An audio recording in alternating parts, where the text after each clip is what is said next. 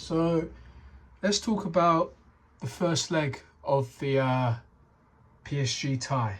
I went into this game with confidence. I thought we were gonna most definitely get a win. I was hoping that we'd have a 2-goal advantage going into the second leg. I knew that we'd obviously have to play ball next week, but not.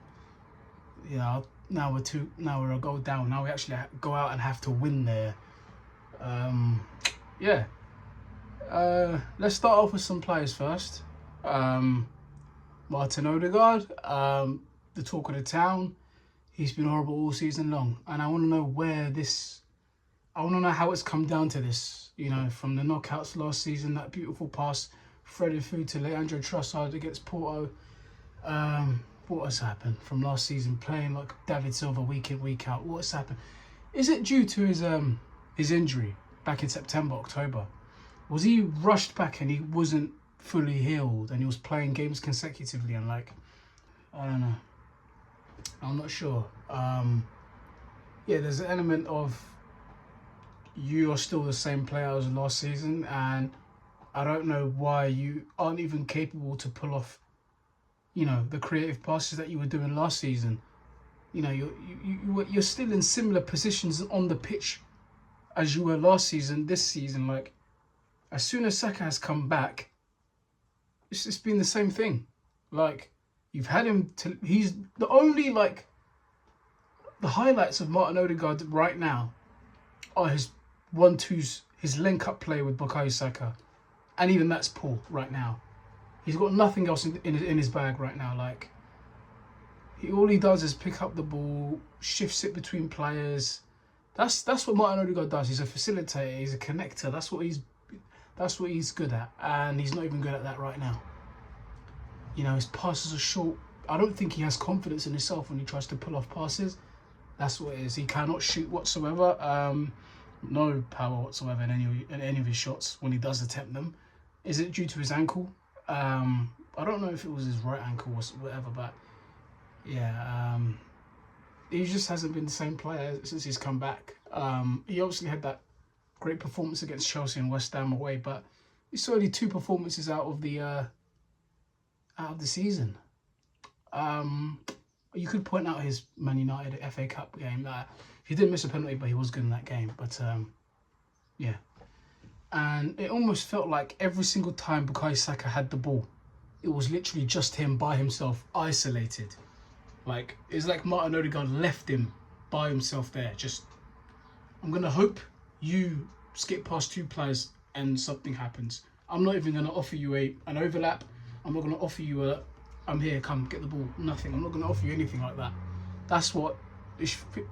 He's not even a real captain on the field. And I wanted to ask all of you guys, is it time for Martin Odegaard to be stripped off captaincy? Because he's clearly not captain material. We know who the real captains of the team are, and that's Gabriel Magalhaes and Declan Rice on the field. Those 2 are really vocal players. They're not afraid to say, if Martin Odegaard tells you to do something, are you going to do it? If Martin Odegaard shouts at you on the field, are you going to be intimidated? No, you're not going to respect him.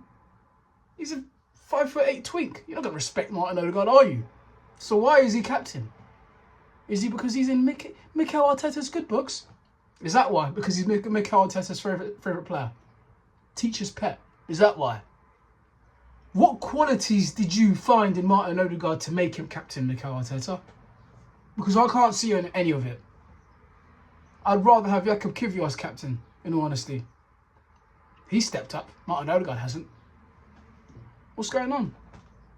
Now, Declan Rice in that game, I think he was okay in that game. He didn't have a bad game, although for Dembele's goal, it was his fault. I'm not hearing anyone else out. He left Dembele there with acres of space. Why are you rushing towards Timber and Kvaratskhelia? Let Timber handle that. Timber was getting suffocated all game long. Kvara was cooking him. Let's not get it wrong. Kvara was cooking Timber. And that's surprising because Timber actually shut down Vinny 2 games in a row. Yeah? 0 dribbles in 2 games. Kvaratskhelia comes into town. Is Koundé the best right back in the world now? Because I was saying it's Timber, but it looks like it's Koundé now. Listen, let's go back to Declan Rice. Why are you going towards that those two players there. That's not your priority. That's none of your business. Your business is to mark any dangerous player open in the space on the edge of the box. Dembele was just there, ages, posting in. Short hands once again. David Raya. I mean, can you really blame him? But I'm pissed off. I'm gonna blame everyone. You know. Yeah. Yeah. Let's talk on the Martinelli missed chance. It should have been a goal. A lot of people are crucifying him. In my rant, I did crucify him. I was pretty much emotional, but he didn't have a terrible game. Okay, but he should have scored. He should have scored. And it wasn't a terrible miss. It was just a really, really good save. It's like Donnarumma's like 7'8". Like, he's just so tall, and the way he gets down so quickly with his long arms, like, fair play. Just fair play to him. Like, yeah, another instance, Trossard goal. Well, not a goal, a miss.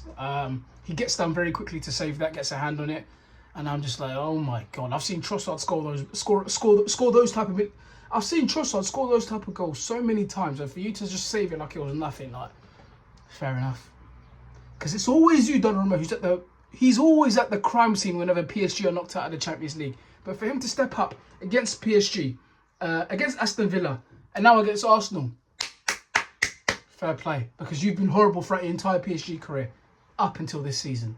Yeah, you really stepped up and ensured Gianluigi Donnarumma. He's really earned that Gianluigi name. Yeah? He's really embraced it now. Looking like a real Italian goalkeeper. Yeah, you're not looking like some Italian... who can I name?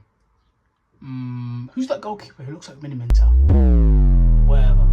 Anyways, and now let's talk about the best left back in the Premier League. Can I say the world? I don't know. Miles Lewis Skelly, yeah? Number 49. Put some respect on his name, yeah?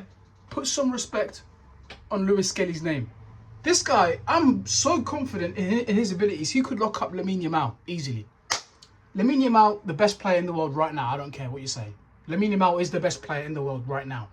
It's the 1st of May, 2025. Lamine Yamal is the best player in the world. And I had called for him to be number 1 in the Ballon d'Or rankings about last week on my TikTok. So, yeah. Listen, if we are going to buck Lamine Yamal, Barcelona in the Champions League finals, I'm not that scared because we have got Lewis Skelly. He's an unreal physical athlete. Like, the way he uses his body to just shield the ball from anyone. Like, no one can get the ball off him. And then his ability to drive with the ball is almost, it's if not better than Camavinga's ability to do that. And yeah, he's unreal. Am I confident going into the second leg? I'm not sure.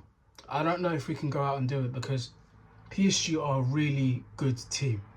Like, they are a possession-based team and so are we, but when they have the ball, you can't get it off them. And yeah, I just don't know how we're going to set up and play. Thomas Partey is back, but I really don't know how it's going to go. He is going to provide some stability for us in the midfield. Marino's obviously going to be back up top. Trossard not starting, hopefully. Yeah, so if I am going to give a prediction for next week, it's probably going to be a... it's going to be a 3-2. 3-2. No, wait. It'd have to be 2-1, yeah. So they can't score. So, wait, no. They cannot score. So it'd have to be 2-0 to us at the Parc des Princes. I just don't see that happening. They are going to score, so we have to win 3-1 at least. So I'm going to predict a 3-1 win for the Arsenal, hopefully. Yeah, and we're literally 1 game away from the Champions League final. Think about that.